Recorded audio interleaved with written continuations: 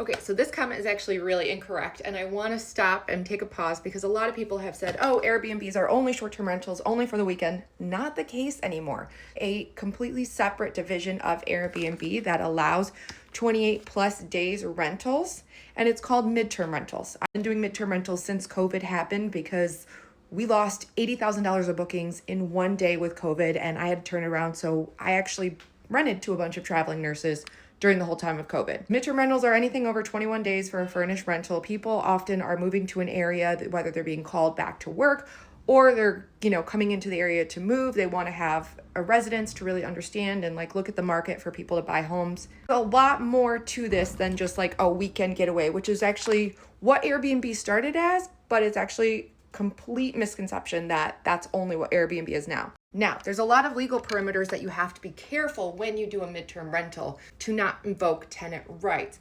And one of the biggest things that I always do is I make the guest sign a separate documentation when they do act on 21 plus days, because people do have delays with their construction or their move out, or they haven't found the right spot yet. So I always have them sign a separate rental agreement, which I got from a lawyer. Basically says you will follow all the rules of Airbnb, you will stay there, you recognize this is a vacation rental, you are withdrawing your rights as a tenant to invoke tenant rights, and that you know that you are only staying for the days you paid.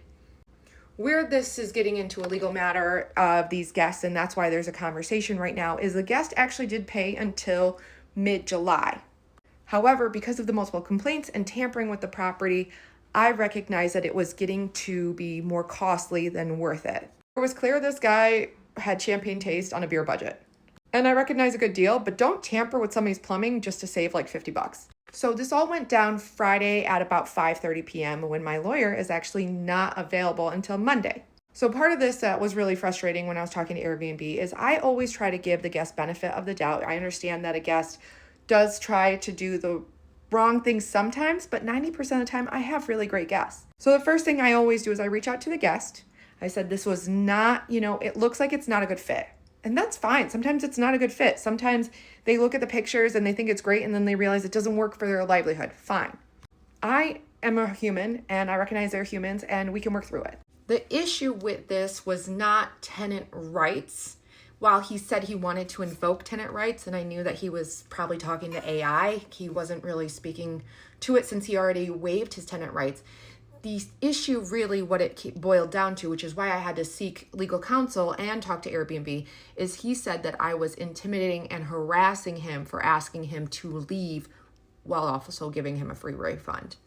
Let's just call a spade a spade. If somebody can ruin your name and wreck your business by saying you're doing something, and unless you have documentation and proof and are doing all the things right, you have to be really careful and mindful. And so that's why I had to seek other advice. So while they paid till mid-July, his argument was that he was invoking that he could stay until mid-July and do whatever he wanted with the property, which is completely incorrect.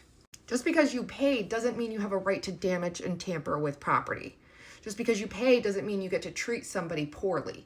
So we're still working through it, but I wanted to share and talk about this comment because it's not true. It's not just weekend stays. And midterm rentals are not only a common thing, but they've been growing exponentially over the past 5 years to a rate of over 26% per year.